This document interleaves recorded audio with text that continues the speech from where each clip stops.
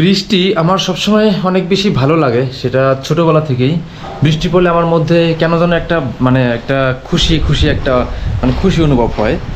তো কিন্তু এখন এই বেশ কিছুদিন যাবৎ এমন পরিমাণে বৃষ্টি হচ্ছে, এটা আসলে কি বলবো, বৃষ্টির জন্য আমার হচ্ছে জীবনযাত্রার দৈনন্দিন জীবনের কাজকর্ম ব্যাহত হচ্ছে। তো আজকে সকালবেলা দেখুন, এখন আমি ল্যাবে যাব, বাট বাইরে বৃষ্টি পড়তেছে। আর ক্যামেরায় বৃষ্টি আসলে কতটা বোঝা যাবে জানি না, তবে প্রচুর বৃষ্টি পড়তেছে।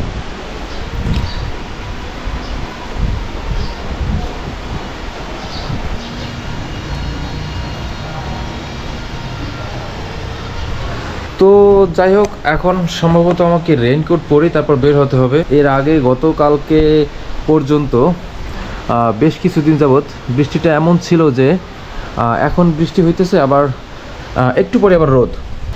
তো এই বৃষ্টি, এই মেঘ, এই রোদ এইভাবেই চলতেছিল। বাট আজকে বৃষ্টিটা মনে হচ্ছে না যে খুব শীঘ্রই থামবে। তো ঠিক আছে, দেখি বাইরে যাই আগে।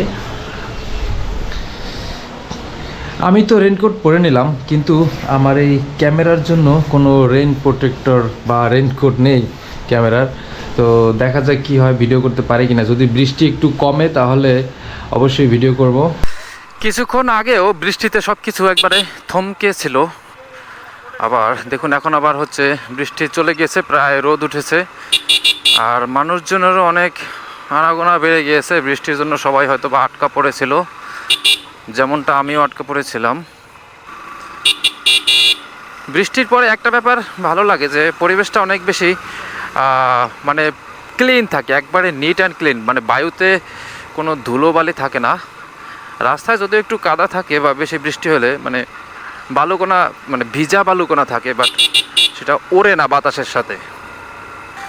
বন্ধুরা, নদী এবং পাহাড় এই দুইটার প্রতি আমার অনেক বেশি দুর্বলতা।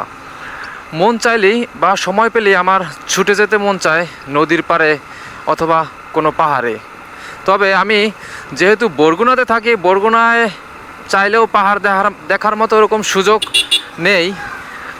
তবে পাহাড় না দেখতে পারলেও নদী বা সমুদ্র চাইলে আমি দেখতে পারি, কারণ আমার এখান থেকে কুয়াকাটা সমুদ্র সৈকত খুব একটা দূরে না, আনুমানিক 35 বা 40 কিলোমিটার হবে। তবে এখন কুয়াকাটা যাওয়ার মতো ওরকম সময় নেই হাতে, তাই আপাতত হচ্ছে বরগুনা সদরের কাছেই বড়ইতলা ফেরিঘাট আছে, ওইখানে একটু যাই, ঘুরে আসি, আর আপনাদেরকেও দেখাই। সময় পেলে আসলে আমার এই নদীর তীরে বা সমুদ্রের তীরে যেতে মন চায় খুব। সবসময় তো যেতে পারি না। দেখুন, মাত্রই বৃষ্টি হয়ে গেল, আর এই বৃষ্টিতে রাস্তাটা ভিজে একবারে চিপচিপে হয়ে গেছে। তবে এখন আবার রোদ উঠে গেছে। নদীতে মনে হচ্ছে অনেক বেশি স্রোত। বর্ষার সিজন, স্রোত তো থাকবেই, এটাই স্বাভাবিক। দেখা যাক যে ফেরিঘাটের কি অবস্থা। অনেক দিন যাওয়া হয় না এখানে। এর আগে কয়েকবার গিয়েছিলাম, আপনাদেরকে ভিডিও দিয়েছিলাম, হয়তো অনেকে দেখেছেন না, আবার দেখেন না। তো আজকে আবার যাচ্ছি। নদীর খুব কাছাকাছি আসলেই কেমন যেন একটা শীতল একটা ফিল হয়, পরিবেশটা অনেক বেশি ঠান্ডা থাকে। এই ব্যাপারটাই অনেক বেশি ভালো লাগে, হঠাৎ করে মাইন্ডটা চেঞ্জ হয়ে যায়। তো আমি বলবো যে আপনার যদি কোনো কারণে মন খারাপ থাকে বা মুড অফ থাকে বা কোনো কিছু ভালো লাগতেছে না, কেন ভালো লাগতেছে না কোনো কিছু বুঝতে পারতেছেন না, আপনার হাতে যদি সময় থাকে তাহলে আপনার কাছাকাছি কোনো একটা নদীর বা নদীর তীরে এসে আপনি বসবেন কিছুক্ষণ, দেখবেন যে অটোমেটিক আপনার মন ভালো হয়ে যাবে। মন ভালো হবে কি না জানি না, বাট মন ভালো না হলেও আপনার যে জন্য মন খারাপ ছিল সেই কারণটাই আপনি ভুলে যাবেন। এরকম রাস্তা পেলে একটু আসলে স্পিডিং করতেই মন চায়। তবে এই বৃষ্টির মধ্যে এইরকম ভিজা রাস্তায় স্পিডিং করতে হলে অবশ্যই খুবই সাবধানতার সাথে স্পিডিং করতে হবে, কারণ যে কোনো সময় বাইক স্লিপ কেটে পড়ে যেতে পারেন আপনি। এবং আরেকটা ব্যাপার, এরকম গ্রামের রাস্তা, যেসব রাস্তায় আসলে ভারী কোনো যানবাহন চলাচল করে না বা সচরাচর খুব একটা ওরকম ট্রাফিক থাকে না রাস্তায়, সেসব রাস্তায় হয় কি, যেরকম পাশে যে গাছগুলো আছে না, বিশেষ করে বর্ষার সিজনে, এই সিজনেই হয় কি যে এই গাছের বৃষ্টিতে গাছের পানি টপ টপ করে নিচে পড়তে পড়তে একবারে রাস্তার যে পাশে যে অংশটা থাকে একবারে সাইডের অংশটা, এই সাইডের অংশটা শ্যাওলা পড়ে থাকে, শ্যাওলা পড়ে অনেক পিচ্ছিল হয়ে থাকে। তো কোনো কারণে আপনি যদি এরকম রাস্তার একবারে সাইডে চলে যান এবং তখন যদি এখানে দেখেন এখানে গাছ নেই এবং এখানে কিন্তু ওরকম শ্যাওলা খুব একটা জমে না, কিন্তু যেখানে গাছে ছায়া আছে এরকম সেই ছায়াযুক্ত জায়গায় শ্যাওলা হয়ে রাস্তাটা পিচ্ছিল হয়ে থাকে এবং খুবই ভয়ঙ্কর সেই ওই জায়গাটা বাইক রাইডিংয়ের জন্য।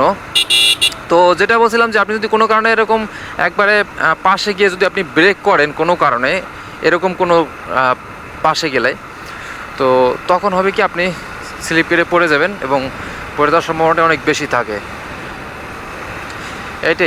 এটাই হচ্ছে যে বিষয়। বৃষ্টির সময় আরও যদি ভিজে থাকে তাহলে তো কথাই নেই। আর আমি চলে এসেছি প্রায় বড়ইতলা ফেরিঘাট সামনেই দেখা যাচ্ছে, তবে আকাশে আবার মেঘ করতেছে, আবার যে কোনো সময় বৃষ্টি পড়া শুরু হয়ে যাবে। যেমনটা বলছিলাম যে এখন আসলে কখন যে বৃষ্টি পড়ে কখন যে রোদ ওঠে এটা আসলে মানে বোঝা বড় মুশকিল। আজব এক লীলা খেলা। এই হচ্ছে বড়ইতলা ফেরিঘাট। এখানে বাইকগুলো সবাই ওপরে যাওয়ার জন্য বসে আছে, অপেক্ষা করতেছে কখন খেওয়া ছাড়বে।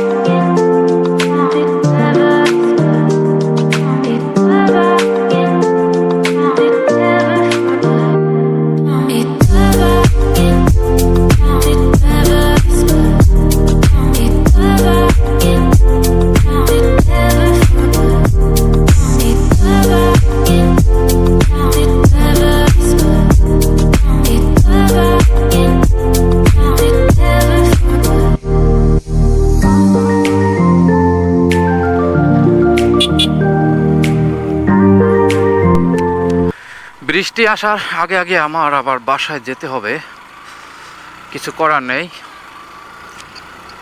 এই স্বল্প সময়ে এই ছোট্ট একটু মিনি ট্যুর দিয়ে আসলাম, নদীর পাড়ে কিছুক্ষণ বসলাম, বেশ ভালো লাগলো। তবে এখন আবার চলে যেতে হবে বাসায়, গিয়ে খাওয়া দাওয়া করে গোসল করে আবার ডিউটিতে ঢুকতে হবে। আকাশে আবার মেঘ জমে গেছে, যে কোনো সময় আবার বৃষ্টি নামবে।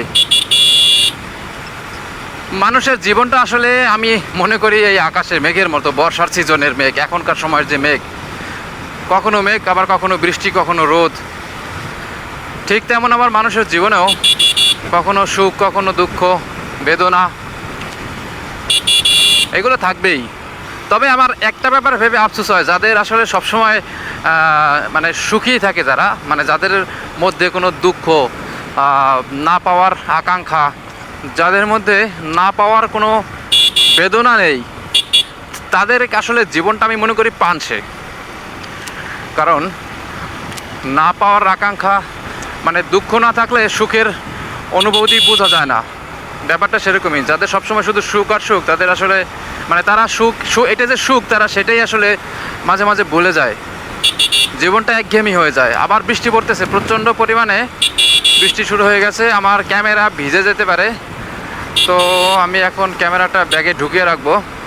তো ঠিক আছে বন্ধুরা, ভালো থাকবেন সবাই, সুস্থ থাকবেন, বিদায় নিচ্ছি এখান থেকেই। আবার নতুন কোনো ভিডিওতে আপনাদের সাথে আবার কথা হবে, সেই পর্যন্ত ভালো থাকবেন সবাই, টাটা, বাই বাই।